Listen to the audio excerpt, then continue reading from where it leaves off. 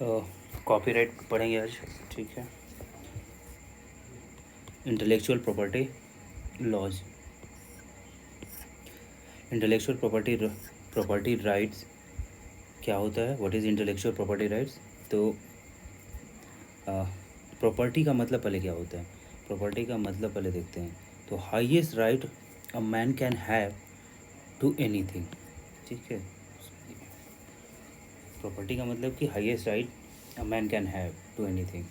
ये प्रॉपर्टी तो corporeal and incorporeal में डिवाइड हुआ है 2 पार्ट्स में।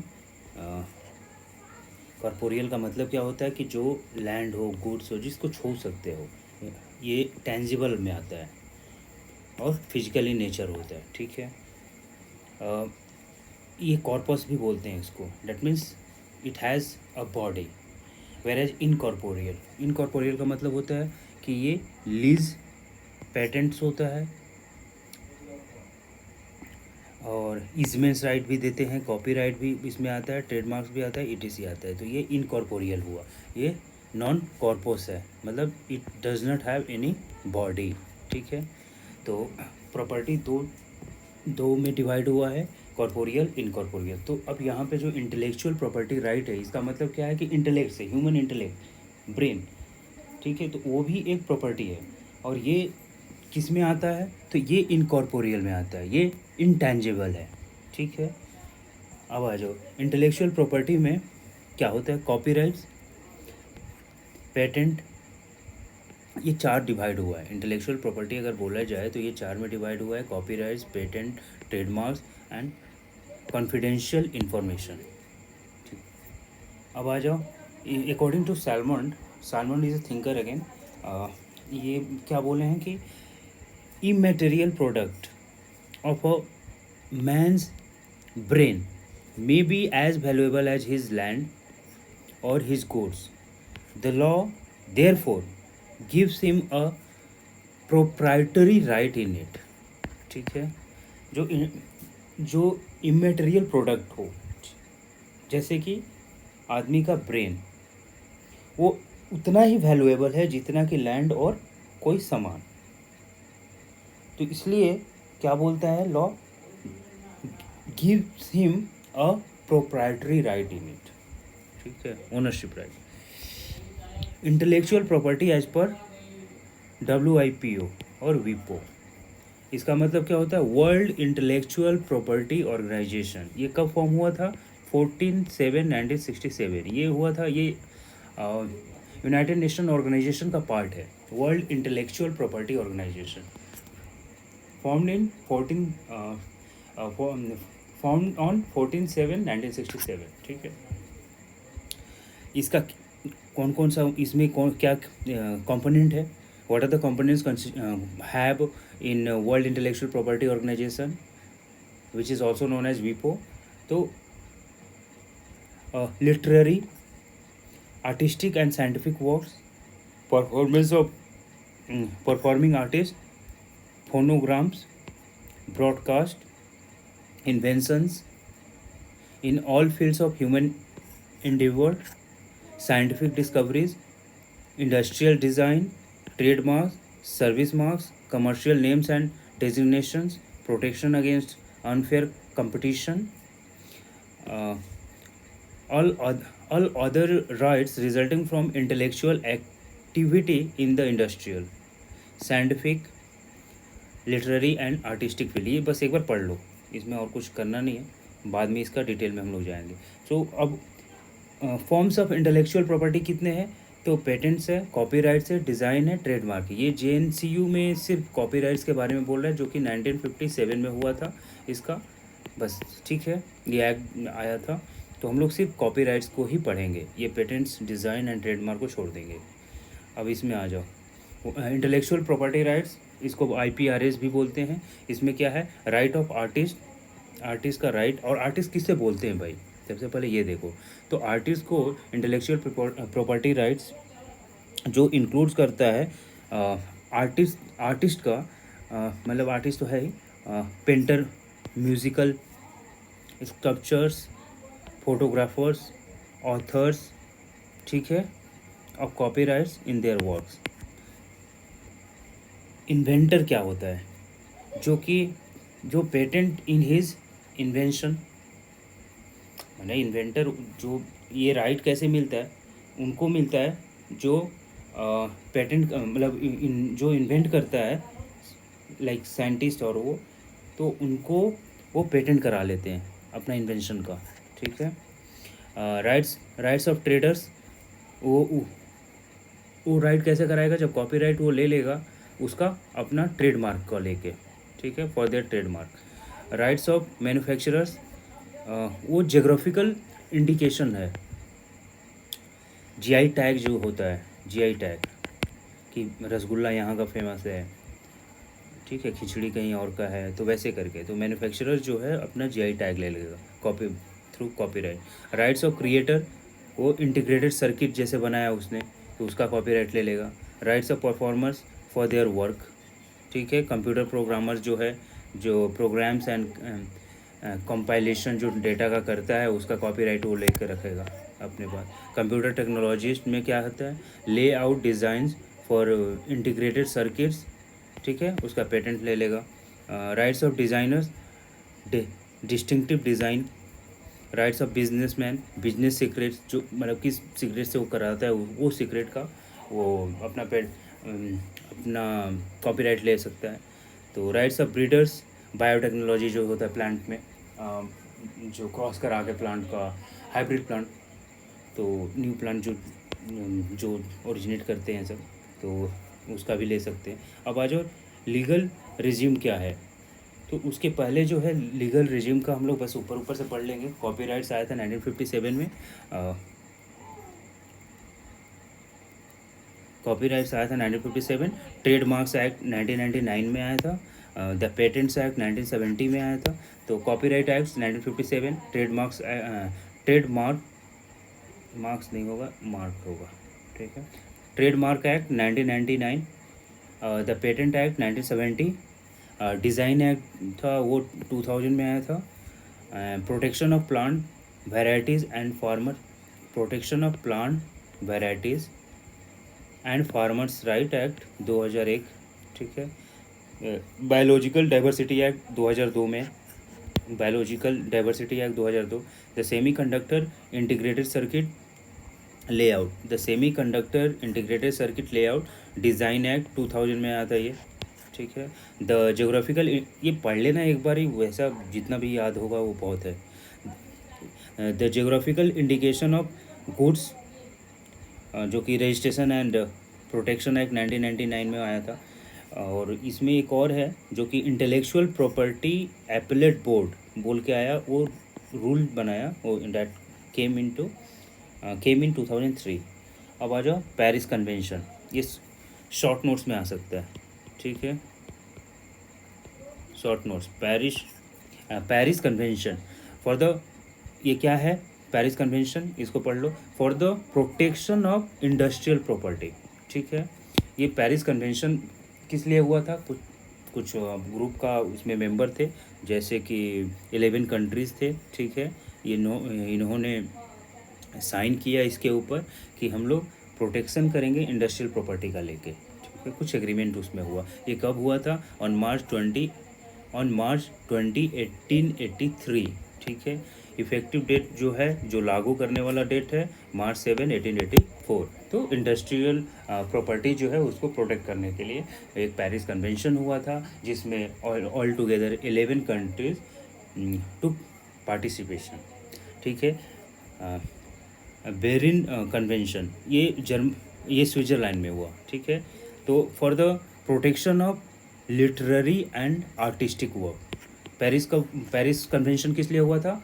पेरिस कन्वेंशन हुआ था इंडस्ट्रियल प्रॉपर्टी को सेव करने के लिए, प्रोटेक्शन देने के लिए, ठीक है। और वो साइन कितने कितने मेंबर थे उसमें?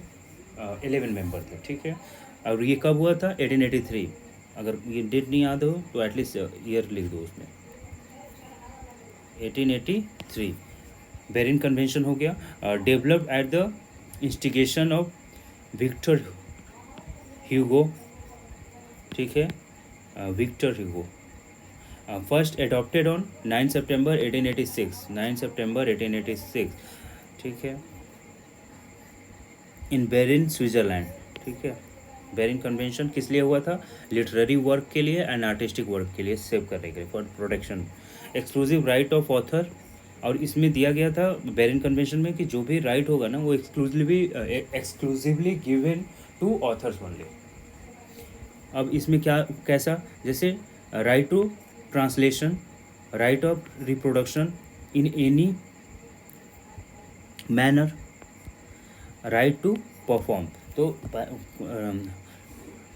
ट्रांसलेशन राइट दिया था, रिप्रोडक्शन राइट दिया था and perform right dramatic, perform dramatic, right to perform dramatic. ठीक है, अब वीपो के बारे में यहाँ पढ़ लो। क्या था ऑलरेडी हम लोग पढ़े थे, जो world intellectual property organisation 16th, ये 16th स्पेशलाइज्ड एजेंसी है किसका? यूनाइटेड नेशन ऑर्गेनाइजेशन का। इस्टेब्लिश कब हुआ था? 1967 में, 1967 में इस्टेब्लिश हुआ था एट जिनेवा स्विट्ज़रलैंड। ठीक है, वीपो कहाँ हुआ था? वीपो याद रखो, वीपो world intellectual property organization. Yes, this is a 16th specialized agency of United Nations organization established in 1967 at Geneva, Switzerland, promoting the intellectual throughout the world. Intellectual through out the world. ठीक है, ये promote कर रहा है brain, मतलब कि जो intelligence हो, ठीक है, उनका लिटरेरी वर्क को लेके प्रमोट कर रहा था ऑल ओवर। अब ट्रिप्स एग्रीमेंट क्या होता है? What is trips agreement? तो ट्रिप्स एग्रीमेंट होता है trade related intellectual property right. Trade, T for trade, related, I for intellectual, P for property and right, properties right. तो इसमें क्या है? केम इनटू इफेक्ट 1995 में आया ये, 1 जनवरी 1995। Establish mutually supportive relationship between WTO and वीपो। ये दोनों के बीच में एक म्यूचुअली सपोर्टिव एजेंट का काम किया। ठीक है, कौन को? वर्ल्ड ट्रेड ऑर्गेनाइजेशन, WTO मतलब world trade organization, and world intellectual property organization. ठीक है, उसके बाद इसमें ये इसका पार्ट 3 में जो मेंशन हुआ है किसका? ट्रिप्स एग्रीमेंट का पार्ट 3 में ये इन्फोर्समेंट के लिए दिया गया है and under article 41 enforcement procedure दिया है। ठीक है, आगे चलो। आर्टिस्टिक वर्क क्या है होता है? आर्टिस्टिक वर्क जो है सेक्शन 2 क्लॉज C में दिया है। What is artistic work? तो उसमें डिफाइन किया गया है according to section 2 clause C of the copyright act 1957। इसमें क्या सब्जेक्ट मैटर है आर्टिस्टिक वर्क में? मोस्टली आर्टिस्टिक वर्क जो है वो painting, sculpture, drawing, engraving, photograph, work of architecture, work of artistic craftsmanship. तो टोटल कितना हो गया? पेंटिंग, स्कल्पचर, ड्राइंग, इंग्रेविंग मतलब डिजाइन बनाना छेद कर, photograph, work of architecture and work of artistic craftsmanship. ठीक है, ये 7 हो गया। ड्राइंग में क्या इंक्लूड करता है? ड्राइंग में मैप आएगा, चार्ट आएगा, प्लान आएगा, डायग्राम आएगा। आगे चलो, ड्रामेटिक वर्क क्या होता है? What is dramatic work? Dramatic work section 2 clause 4, section 2 clause 4, ये section 2 clause C, sorry section 2 clause H, section 2 clause H of the copyright act 1957, section 2 clause H। Subject matter of dramatic work, pieces of recitation, मतलब जैसे poetry recite कर रहा है या कोई वोगली बोल रहा है तो pieces of recitation. Choreographic work, ये ड्रामेटिक वर्क में आएगा। इंटरटेनमेंट इन डम्ब शो, मतलब गूंगा वाला बिना बोले। सीनिक अरेंजमेंट ऑफ और एक्टिंग, ठीक है, जो एक्टिंग कर रहा है, तो ये सब ड्रामेटिक वर्क में आएगा। Section 2 clause H। Section 13 clause 1 sub clause A provides copyrights protection to dramatic works. Provide copyright protection to dramatic works. Government work section 2 clause K. Section 2 clause K of Copyright Act 1957. Subject matter works of government department, legislature and judiciary.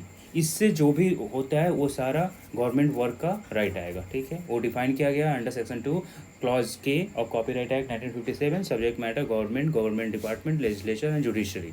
अब आ जाओ इधर Indian works क्या है, section 2 clause i of the copyright 1957। Literary, dramatic और musical work, author of which is the citizen of India, ठीक है। मान लो कि लिटरेरी से है, ड्रामेटिक से है और म्यूजिकल वर्क से है, ठीक है, काम किया है। वो ऑथर क्या कहाँ का होना चाहिए, और सिटीजन ऑफ इंडिया होना चाहिए। Which is first publish in India, और जो कि उसका काम पहला पब्लिश्ड हो या ओरिजिन हो वो इंडिया में हो। At the time of making of the work a citizen of India, मतलब जब मान लो कि वो काम जब कर रहा है उस समय वो सिटीजन ऑफ इंडिया होना चाहिए, और वो पहला जो उसका पब्लिश हो वो इंडिया में ही हो। तो उस हिसाब से इंडियन वर्क्स को मेंशन किया गया है और डिफाइन किया गया है अंडर सेक्शन 2 क्लॉज आई में ऑफ द कॉपीराइट 1957 में, ठीक है। अब आगे लिटरेरी वर्क का मतलब क्या है वो डिफाइन किया गया है अंडर सेक्शन 2 क्लॉज ओ में। इसमें कॉपीराइट एक्ट 1957 सब्जेक्ट मैटर क्या होता है लिटरेरी वर्क में, ये कंसिस्ट करता है computer programs, tables and compilations, ठीक है, कंप्यूटर डेटाबेस, ठीक है। कंप्यूटर प्रोग्राम कोई डेवलप किया, टेबल्स एंड कंपाइलेशन हुआ, कंप्यूटर डेटाबेस हुआ, तो literary work section 2 clause O copyright act 1957 subject matter computer program, tables and compilation, computer database. Musical work defines under section 2 clause P subject matter work consisting of music, any graphical notation of such work, author, what is author is defined under section 2 clause D copyright act 1957, ठीक है। इसी में define किया गया author का मतलब क्या होता है, जो बुक लिखे। अब आ जाओ इधर ऑथर का category of works and author, किससे ऑथर बोलेंगे और कौन सा काम के लिए क्या बोलेंगे। तो लिटरेरी और ड्रामेटिक वर्क ये ऑथर ऑफ वर्क बोलेंगे, ठीक है। म्यूजिकल वर्क का ओरिजिनल ऑथर कौन होगा, तो कंपोजर होगा, ठीक है। Artistic work other than a photograph, person who takes the photographs, ठीक है ना। Other than artistic work other than a photograph, person who takes the photographs, ठीक है। फोटोग्राफ का person who takes the photograph. cinematograph the producer, sound recording the producer, sound recording का मालिक जो है प्रोड्यूसर है, साउंड रिकॉर्डिंग का cinematography का कौन है, प्रोड्यूसर ही है। Computer generated literary, dramatic, musical और आर्टिस्टिक वर्क, ये कौन आता किसके अंडर में आएगा, person who causes work to be created, मतलब जो उसको चालू करवाए, ठीक है, जो पैसा खर्चा करे, जो चालू करवाए, वही तुम्हारा कंप्यूटर जनरेटेड लिटरेरी होगा और वही असली ऑथर होगा उसका। अब आगे आ जाओ, कंपोजर किसे बोलते हैं, what is composer, define composer is defined under section 2 clause FFA of the copyright act 1957। जो बनाता हो, जो क्रिएट करता हो, वो कंपोजर है, that means musical work. Composer is related to musical work, ठीक है। परफॉर्मर कौन होता है, अब परफॉर्मर अंडर सेक्शन आर्टिस्ट होगा। Performer under section 2 clause G of the copyright act 1957।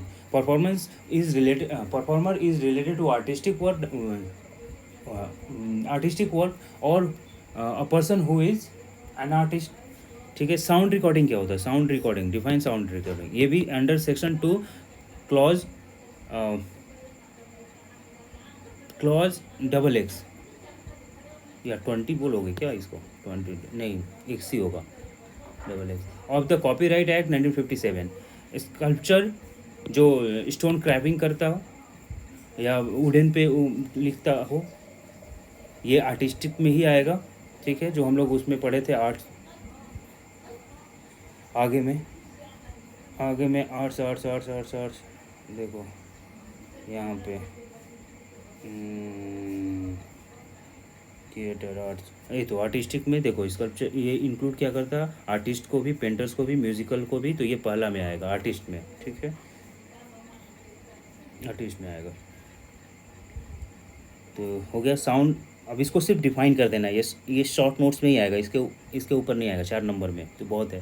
Sculpture section 2 clause C of the copyright act 1957, sculpture is also an artist, ठीक है। और बाकी work of architecture section 2 clause B, section 2 clause B. Cinematography film section 2 F clause F, section 2 clause F में ये visual recording से है, और ये विजुअल रिकॉर्डिंग है सिनेमाटोग्राफी।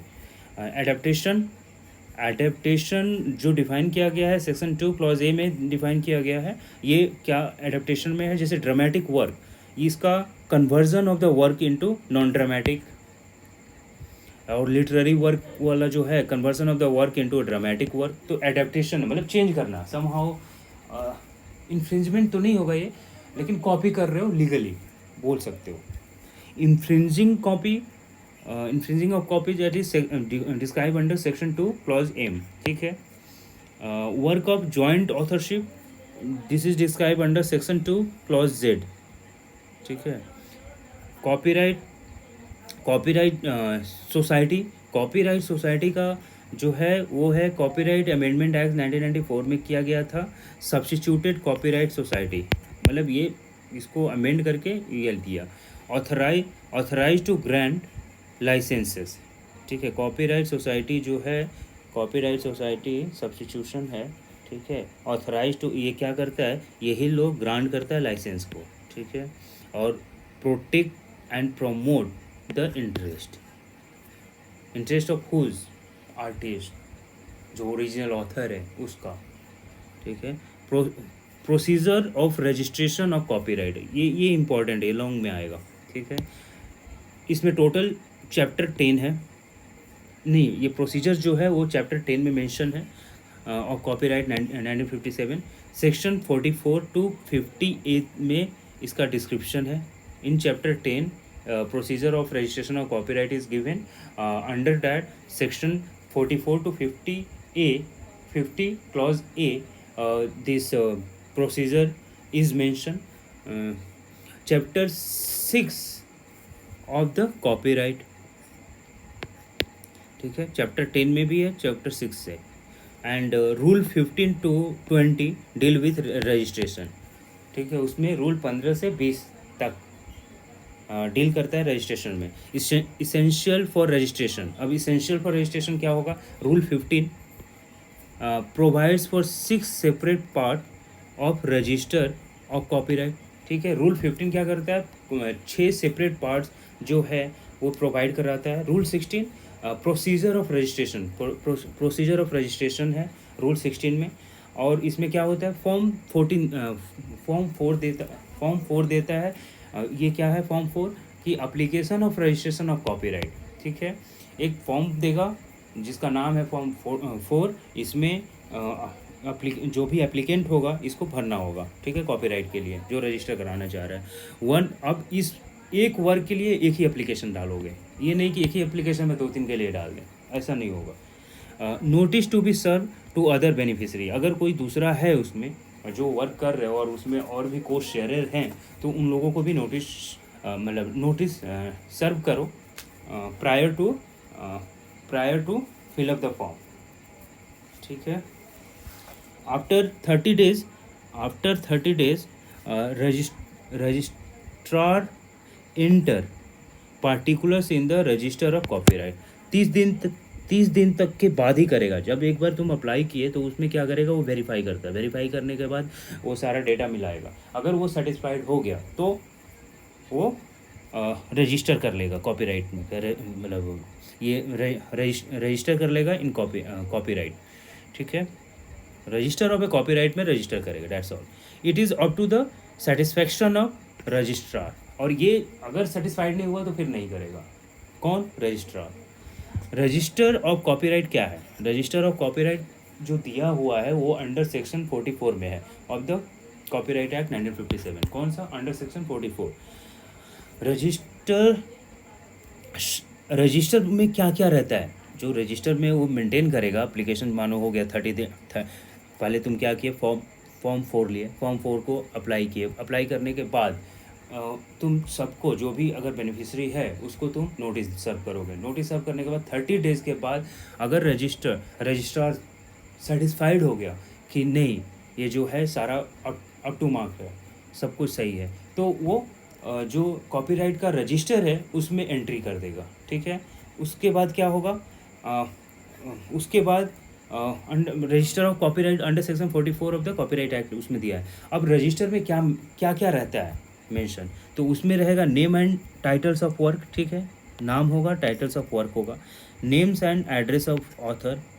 ठीक है, पहला नाम, titles of work, names and address of author, name and address of publisher and owners of copyright, other details, ये रहता है। तो पहला name and titles of work, names and address of author, name and address of publisher and owners of copyright, other details.